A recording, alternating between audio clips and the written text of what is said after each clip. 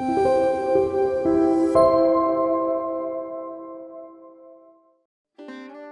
Shri Sai Ram. Shri Shirdi Sai Baba Jivita Charitra Parayanam. Chapter 4.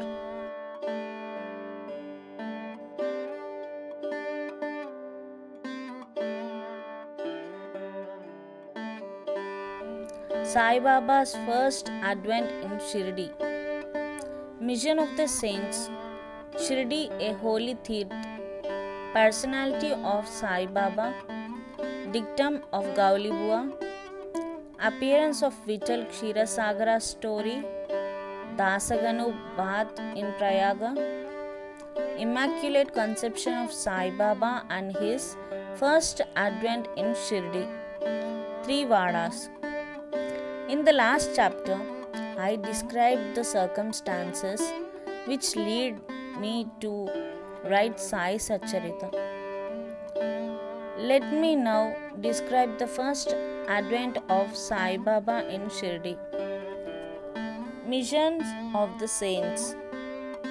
Lord Krishna says in Bhagavad Gita, chapter 4, 7 to 8, that whenever there is a decay of dharma, righteousness, and an ascendancy of unrighteousness, I manifest myself for the protection of the virtuous and the destruction of the vicious, and for the establishment of righteousness, I manifest myself age after age. This is the mission of the Lord and the sages and saints, who are his representatives and who appear at appropriate times and work in their own way to fulfill that mission.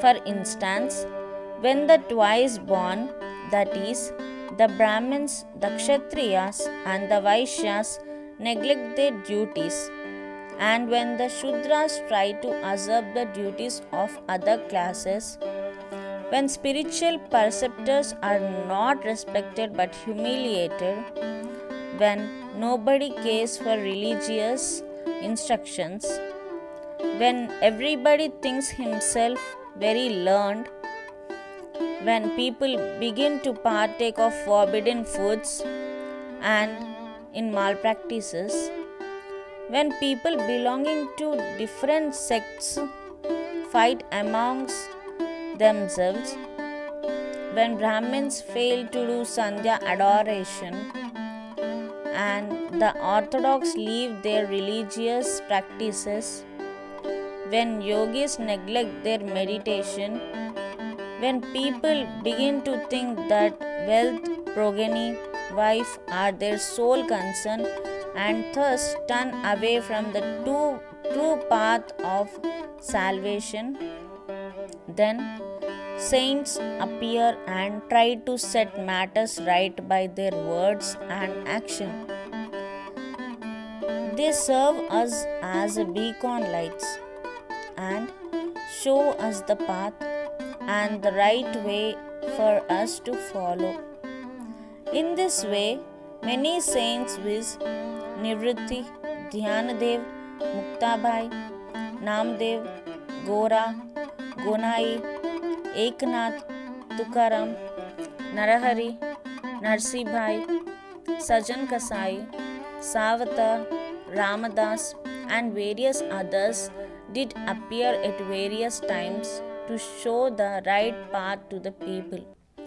And so the present advent came as Sri Sai Baba of Shirdi. Shirdi, a holy Tirth.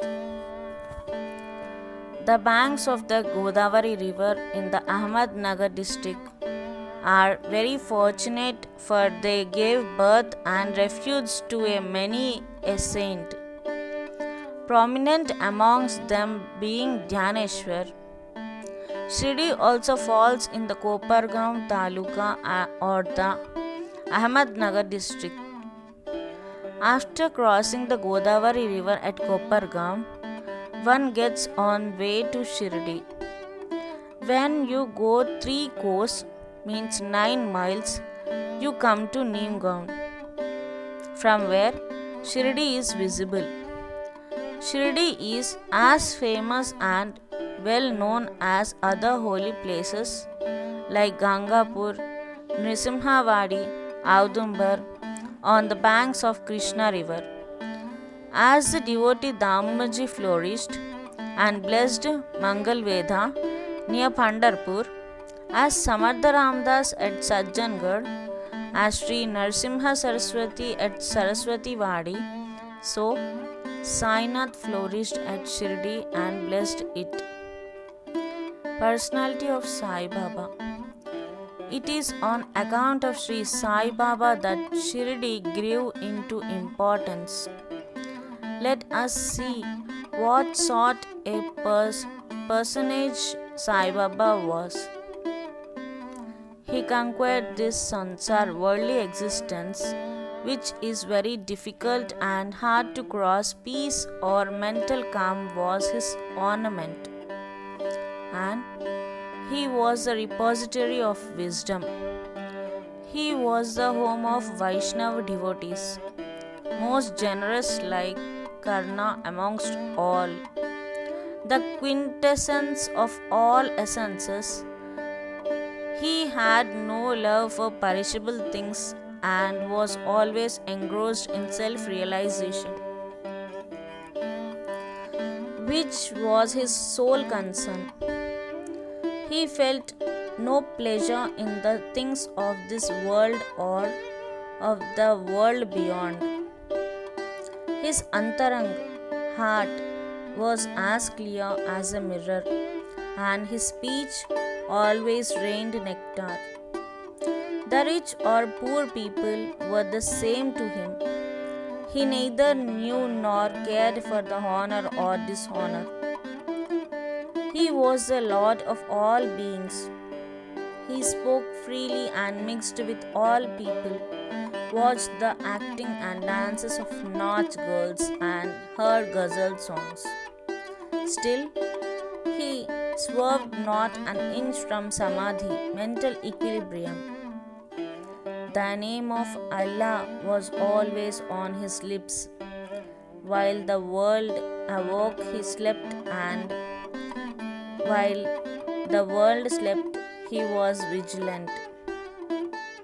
His inner self was as calm as the deep sea. His ashram could not be determined, nor his actions could be definitely determined. And though he lived in one place, he knew all the transactions of the world. His darbar was imposing. He told hundreds of stories daily. Still, he swerved not an inch from his vow of silence. He always leaned against the wall in the masjid or walked morning, noon and evening towards Lendi, Nala and Chavadi. Still, he at all times abided in the self. Though a siddha, he acted like a sadhaka. He was meek, humble and egoless, and pleased all. Such was Sai Baba. And as the soil of Shirdi was trodden by Sai Baba's feet, it attained extraordinary importance. As Dhyaneshwar elevated Alandi, Eknath did to Python, so Sai Baba raised Shirdi. Blessed are the grass leaves and stones of Shirdi, for they could kiss the holy feet of Sai Baba and take his dust on their heads. Shirdi became to us devotees another Pandharpur, Jagannath, Dwaraka, Banaras, Kashi and Rameshwar, Badrinath, Kedarnath, Nasik, Triambakeshwar, Ujjain and Mahakaleshwar or Mahabaleshwar, Gokarn. Contact of Sai Baba in Shirdi was like our study of Veda and Tantra. It quietened our sansar, world consciousness, and rendered self realization. The darshan of Sai Baba was our yoga sadhana, and talk with him removed our sins. Shampooing his legs was our bath in Prayaga, and drinking the holy water of his feet destroyed our sins. To us, his commands were Vedas, and accepting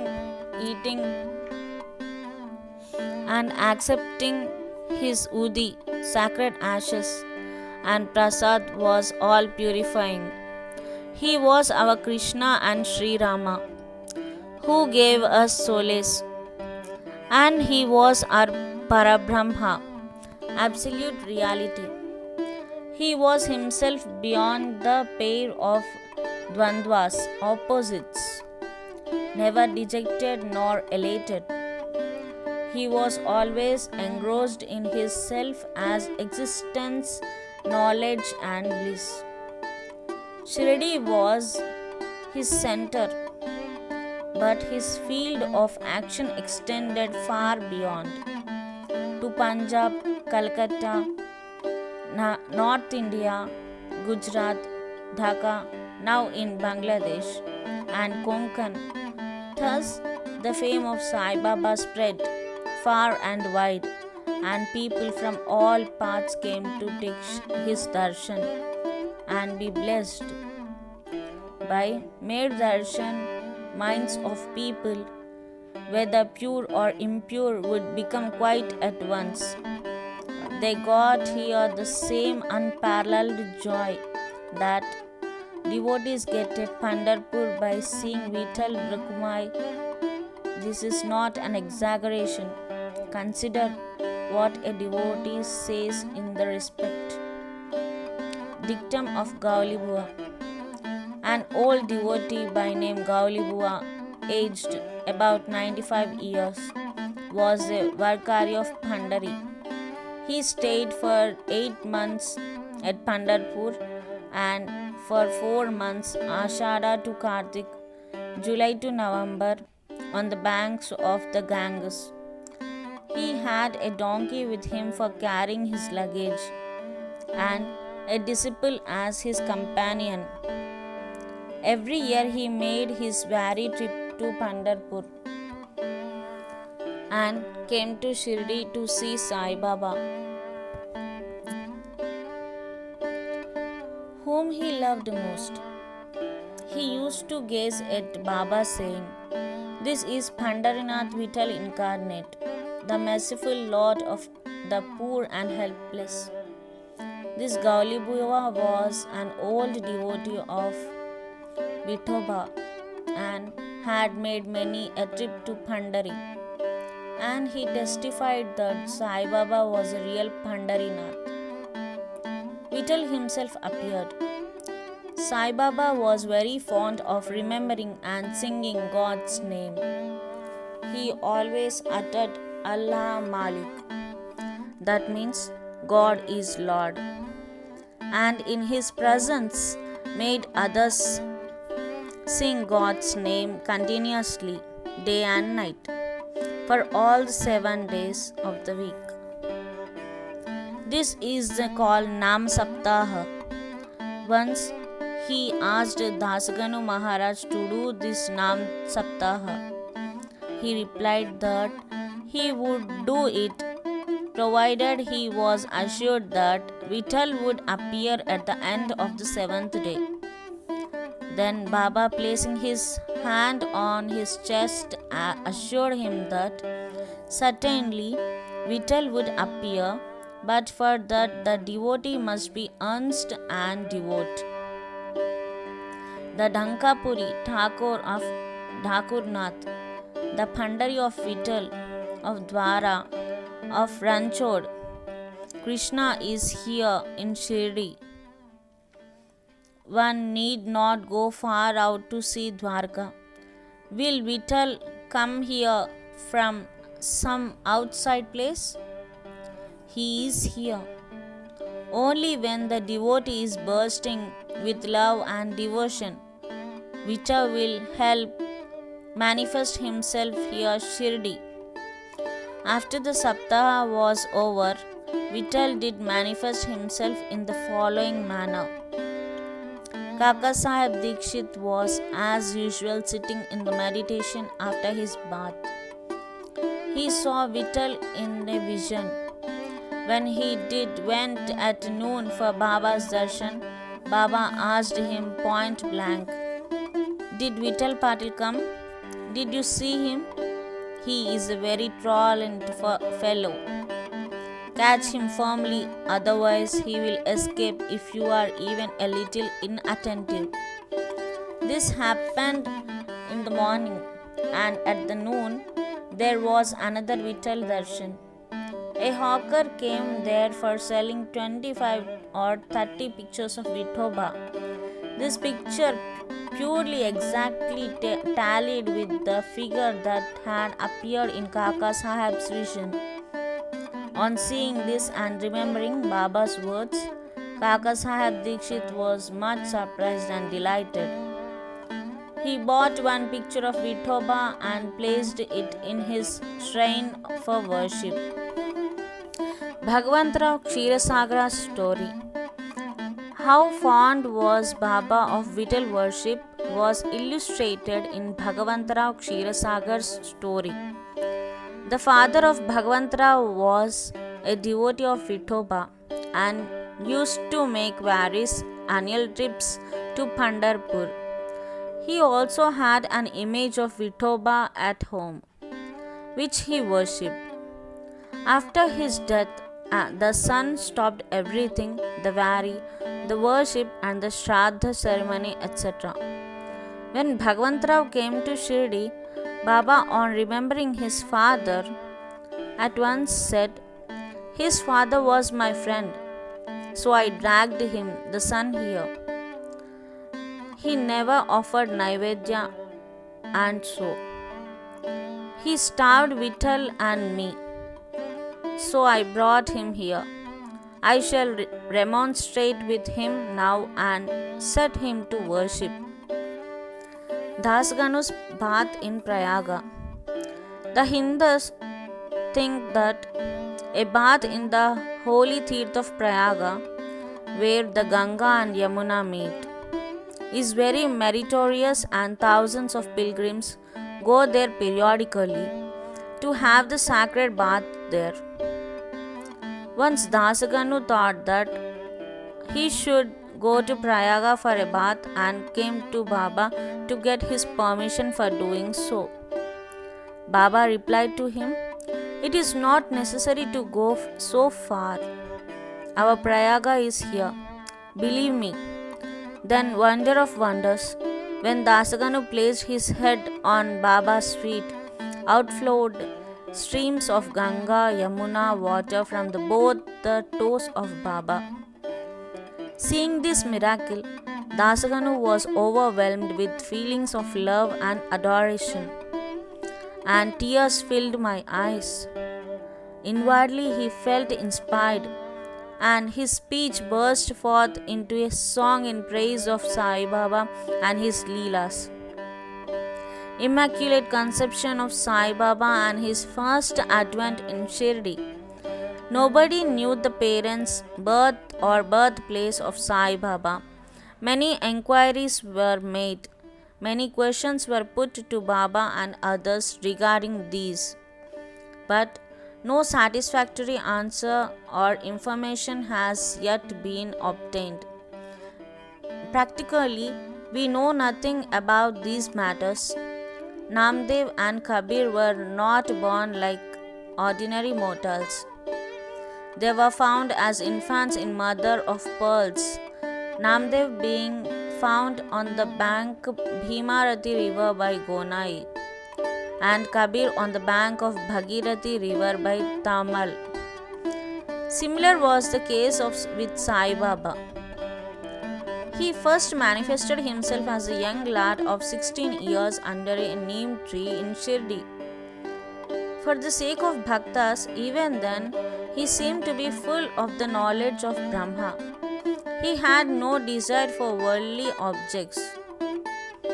even in a dream. He kicked out Maya, and Mukti, deliverance, was serving at his feet.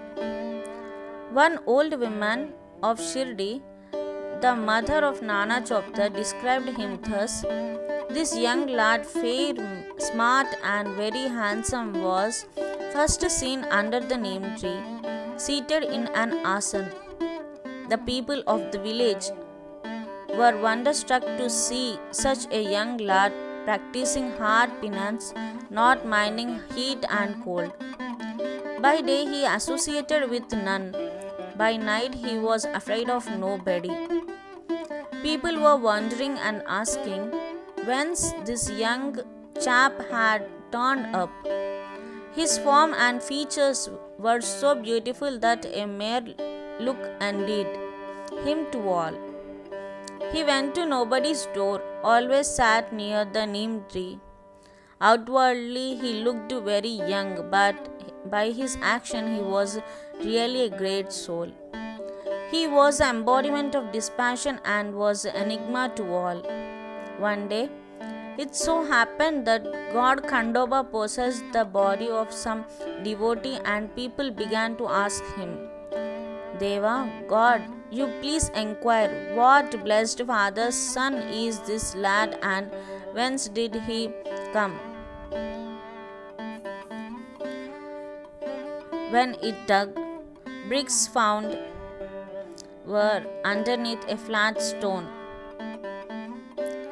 God Khandoba asked them to bring a pickaxe and dig in a particular place. When it was dug, bricks were found underneath a flat stone. When the stone was removed, a corridor was seen, in which 4 Samayasi lights were burning. The corridor led to a cellar where cow-mouth shaped structures, wooden boats, rosaries were seen. Khandoba said, "This lad practiced penance here for 12 years. Then the people began to question the lad about this. He put them off by telling them that this was his guru's place, his holy vatan, and requested them to guard this well. The people then closed the corridor as before, as Ashwatha and Audamba trees are held sacred. Baba regarded this neem tree equally sacred and loved it most. Mahalsapati and other Shirdi devotees regard this site as the resting place, Samadhi Sthan, of Sai Baba's Gurus, and prostrated before him. 3 Vadas. The site with the neem tree and surrounding space was bought by Mr. Hari Vinayak Sathe, and on this site a big building styled Sathe's Vada was erected. This Vada was the sole resting place for pilgrims who flocked there. A platform was built round the neem tree and lofts with steps were constructed. Under the steps there is niche facing south, and devotees sit on the platform facing north. It is believed that he who burns incenses there on Thursday and Friday evenings will by God's grace be happy. This Vada was old and dilapidated and needed repairs. The necessary repairs, additions and alterations have been made now by the Samsthan. Then after some years, another Vada, Dikshit's Vada, was constructed. Kakasaheb Dikshit, solicitor of Mumbai, had gone to England. He had injured his leg in an accident there. The injury could not be got rid of by any means. Nana Sahib Chandorkar advised him to see Sai Baba. So he went to Sai Baba in 1909 and requested him to cure the lameness of his mind rather than that of his leg. He was so much pleased with the darshan of Sai Baba that he decided to reside in Shirdi. So he built a vada for himself and other devotees. The foundation of this building was laid on 10/12/1910. On this day, two other important events took place. Mr. Dada Saheb Khapade was given permission to return home, and the night aarti at the Chavadi was started. The Vada was completed and was inhabited on the Ramanavami day in 1911 with due rites and formalities. Then another Vada or palatial mansion was put up by the famous millionaire Mr. Bhuti of Nagpur. A lots of money was spent on this building, but it was all well utilized as Sai Baba's body in resting in this Vada, which is now called the Samadhi Mandir. The site of this mandir formerly had a garden, which was watered and looked after by Baba. Three Vadas thus came up, where all was none formerly. Of these, Sates Vada was most useful to all in the early days. The story of the garden, which was attended by Sai Baba with the help of Vaman Tatya, the temporary absence of Sai Baba from Shirdi, and his coming again to Shirdi with the marriage party of Chand Patil and company of Devidas, Janaki Das, and Gangagir, Baba's wrestling match with Moinuddin Tamboli, residing in the masjid, love of Mr. Dengle and other devotees, and other incidents will be described in the next chapter. Botu Sri Sai, peace be to all. Om Sri Sai Ram.